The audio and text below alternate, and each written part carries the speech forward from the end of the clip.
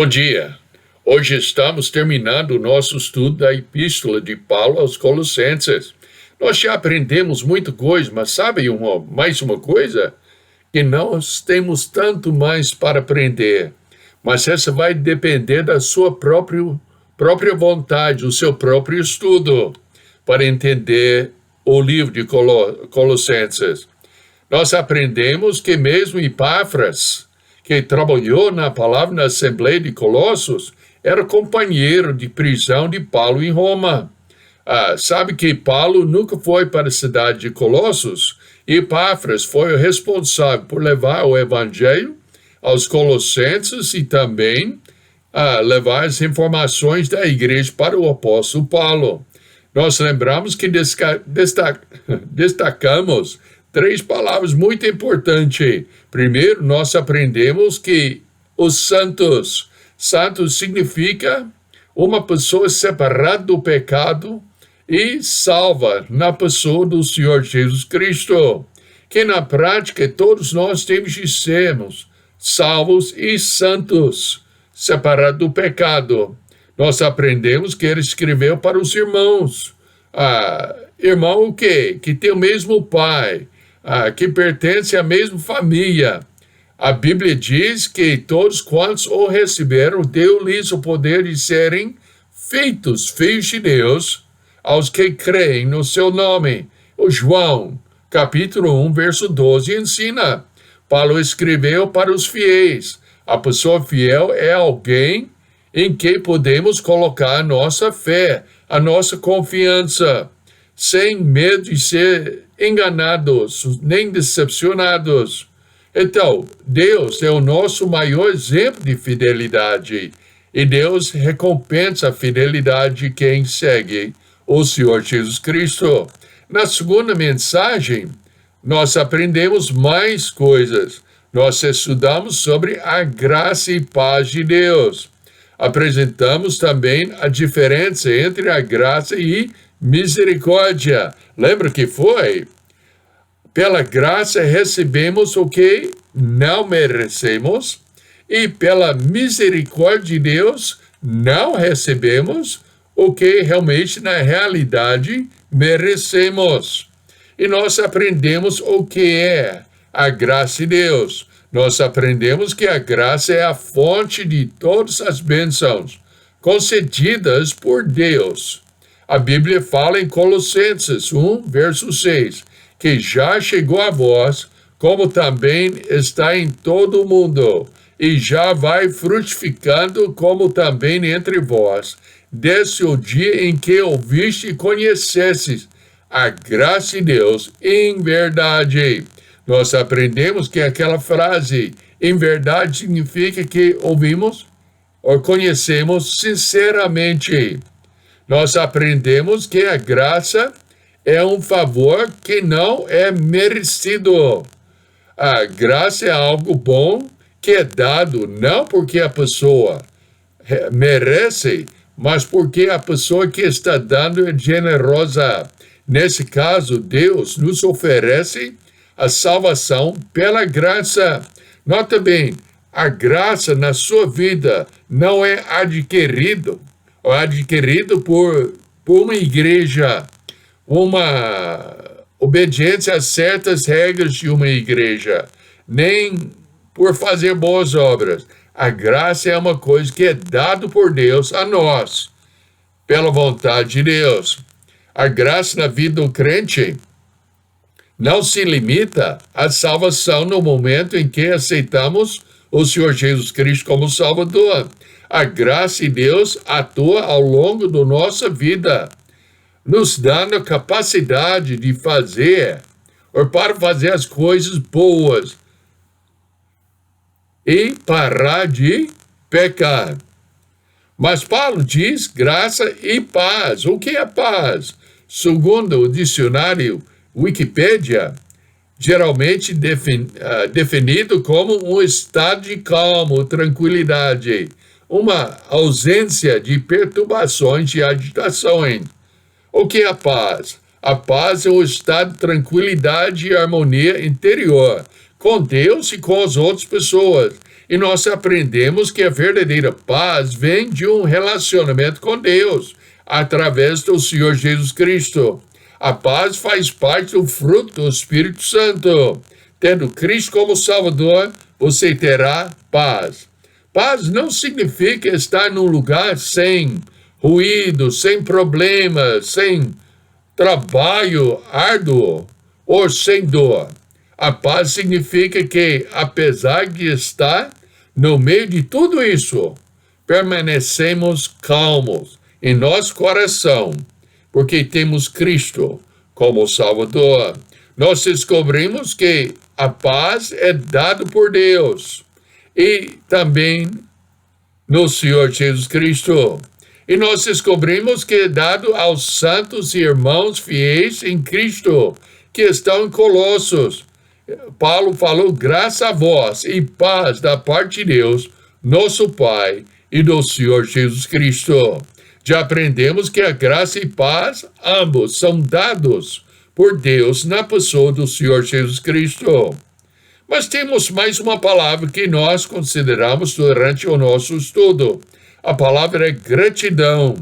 Paulo diz, graças damos a Deus, Pai de nosso Senhor Jesus Cristo, orando sempre por vós. Graça significa, ou seja, ativamente expressando a gratidão. Gratidão é um sentimento de reconhecimento, uma emoção por saber que uma pessoa fez uma boa ação, o auxílio em favor do outra. Nesse caso, o que Deus fez para nós, na pessoa do Senhor Jesus Cristo. Nós descobrimos para quem devemos ser agradecidos. Paulo falou, graças damos a Deus, Pai do nosso Senhor Jesus Cristo. Nós descobrimos por quê, ou por quem devemos ser agradecidos. Paulo manifesta a Deus sua gratidão pelos colossenses, ou seja, seus irmãos na fé. Lembramos de novo, esses irmãos que que Paulo nunca conheceu pessoalmente. E nós descobrimos como a gratidão deve agir em nossas vidas. O Evangelho estava trazendo frutos pelo mundo inteiro, como em Colossos, frutificando, continuando a produzir fruto. A gratidão é produtivo e não é um conhecimento secreto. Foi uma transformação nas vidas dos que colocaram a sua fé na pessoa do Senhor Jesus Cristo. Epáfras havia se comunicado a Paulo sobre os crentes de Colossos, amava uns aos outros. Paulo era extremamente grato por Deus, por várias coisas. Ele ficou agradecido pela fé dos colossenses, pelo amor que eles tinham uns para com os outros, pela esperança da vida eterna, que é o fruto da graça de Deus revelado no Evangelho. E ele foi grato pelo resultado do Evangelho, frutificando e crescendo na fé do Senhor Jesus Cristo. E também ele era muito agradecido a Deus pelos seus companheiros de ministério, nesse caso, Epáfras, que era um fiel ministro de Deus. Essa gratidão, nós descobrimos também, deve agir em nossas vidas. E nós descobrimos o que é nossa responsabilidade na pessoa do Senhor Jesus Cristo, como seu único Salvador. A gratidão pelos irmãos deve causar-vos orar por eles. Nós temos de orar. Eu oro pelos irmãos em Cristo. Eu oro pelos irmãos da nossa igreja. Eu confio que está orando por nós também. A intercessão pelos irmãos deve ter como objetivo o reconhecimento do senhoria divino de Deus. Esse senhoria quer dizer que Deus é o Senhor Jesus Cristo é o Senhor, ou seja, o soberano na nossa vida. Paulo ensina muito sobre o Senhor Jesus Cristo nesses poucos capítulos. Ele ensinou no capítulo 1 que o Senhor Jesus Cristo é o Criador e sustentador da criação. Ele ensinou que ele era ou é o reconciliador dos homens com Deus. Ele ensinou que o Senhor Jesus Cristo é a fonte de toda a sabedoria. Isso acontece no capítulo 2, da qual os crentes devem beber para não serem confundidos com raciocínios falazes da época. Cristo é a cabeça da igreja. Cristo é o mistério de Deus. Sabe que os judeus ficaram confundidos por causa deste fato que Cristo é o Messias que ia morrer e não reinar na época. Ele é nosso rei agora e ele reina espiritualmente. E um dia ele vai reinar sobre tudo. Mas, por enquanto, ele reina em nossas vidas. Paulo apresenta que realmente tinha um problema na época e nós aprendemos que ainda tem esse problema hoje em dia. Nós chamamos de heresias. Os falsos mestres em Colossenses tinham rejeitado algumas das principais doutrinas do cristianismo. E essa era nada menos do que a divindade de Cristo e a autoridade absoluta do Senhor Jesus Cristo e a suficiência de Cristo. Essa suficiência é interessante, porque a obra de Cristo é suficiente para garantir-nos a salvação, como diz as Escrituras. A Bíblia fala em Hebreus 9, versos 11 a 14, assim: nem por sangue de bodes e bezerros, mas por seu próprio sangue, entrou uma vez no santuário, havendo efetuado uma eterna redenção. Porque se o sangue dos touros e bodes e a cinza de uma novilha esparzida sobre os imundos os santifica quanto à purificação da carne, quanto mais o sangue de Cristo, que pelo Espírito Eterno se ofereceu a si mesmo, imaculado a Deus, purificará as vossas consciências das obras mortas, para servires ao Deus vivo. Está vendo? Não resta mais um sacrifício.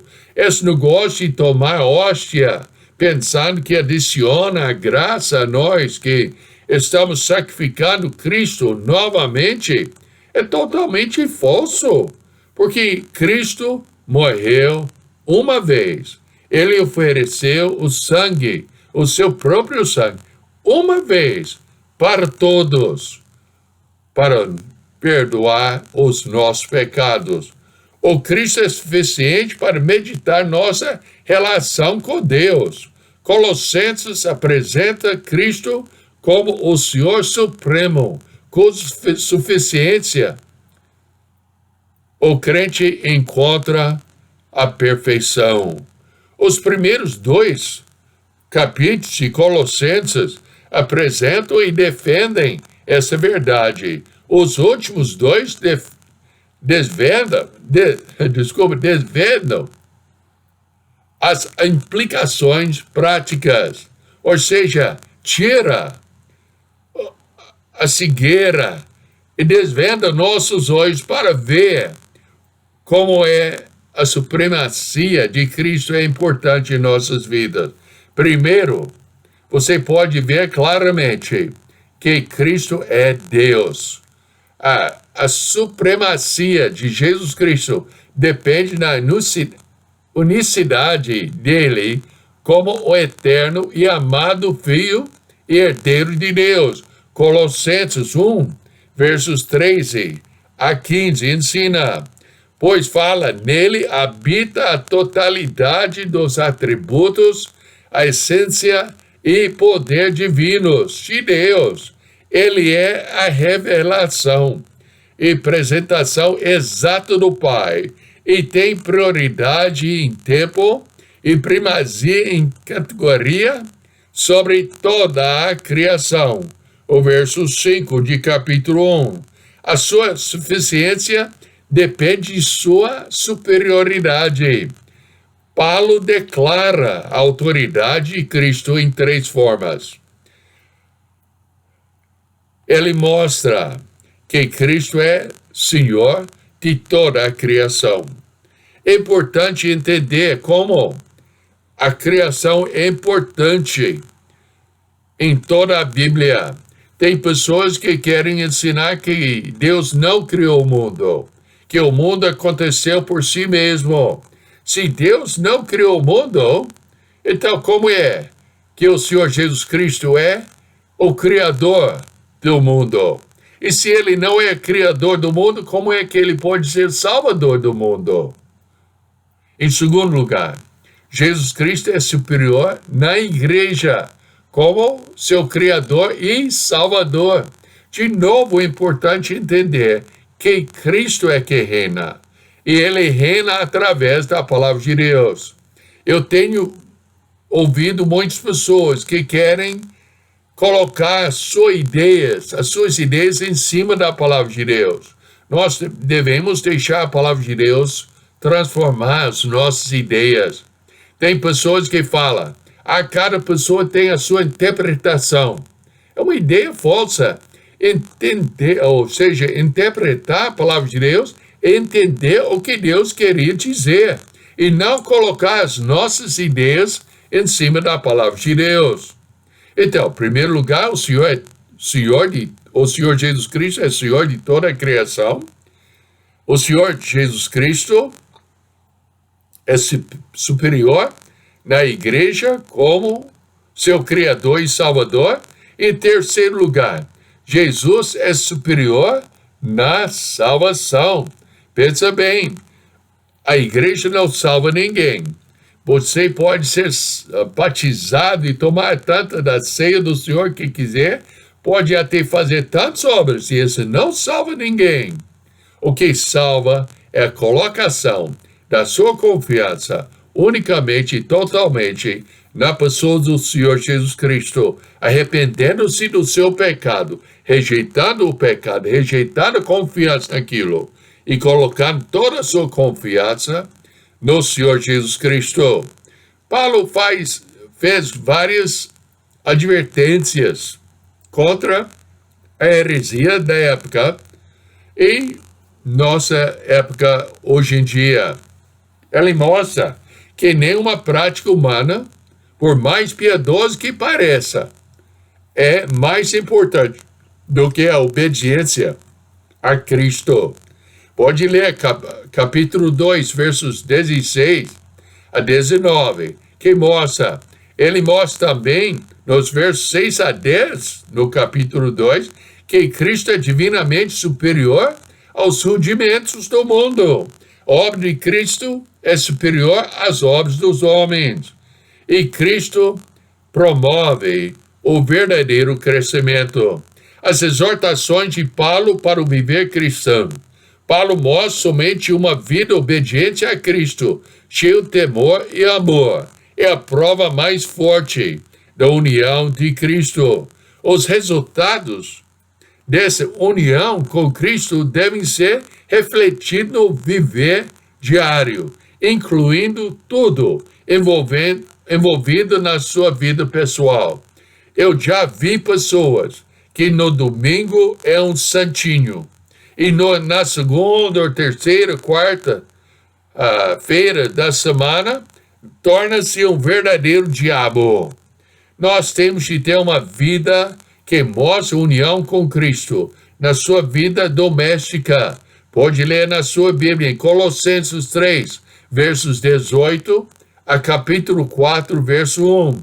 E por fim, na sua vida também pública, em Colossenses capítulo 4, versos 2 a 6. E temos de viver tudo como está sendo vivido ao Senhor. É uma coisa fútil seguir os preceitos humanos, tentando de vencer sobre o pecado. Nossa união com Cristo vai providenciar e providencia a nossa libertação. Também, Cristo é nosso modelo, nossa norma. Você quer saber como deve viver? Segue o modelo do Senhor Jesus Cristo. E assim tem que ser submissos a Cristo. E essa vai regular nossas relações pessoais. O mais que eu fico certo com Deus, o melhor que eu vou ficar com os no meu redor. Então, encerrando, no capítulo 4, versos 7 a 18, Paulo, encerrando a sua carta, Paulo se despede dos irmãos. Ele dá instruções pessoais sobre o Tíquico e Onésimo, nos versos 7 a 9. Ele transmite a saudação ao Aristarco, Marcos, Jesus, que é chamado Justo, Epáfras e Lucas, versos 10 a 14. E depois de saudar os irmãos de Laodiceia e Ninfa, pede aos Colossenses que leiam a carta dos irmãos da igreja em Laodiceia e que os de Laodiceia leiam também a carta para os Colossenses. E nota bem, nós temos que ler as mesmas cartas. Por fim, ele encerra com uma exortação Arquipo, o qual deveria atentar para o ministério que havia recebido, versos 15 a 17. E ele assina a carta pessoalmente. Nota bem que Paulo admoesta também outros para serem fiéis no ministério sobre o qual Deus lhes colocou. Em 1 Timóteo 4, 11 a 13, ele fala, manda essas coisas, e ele está falando com Timóteo, manda essas coisas e ensina-as. Ninguém despreze a tua mocidade, mas sê o exemplo dos fiéis, na palavra, no trato, no amor, no espírito, na fé, na pureza.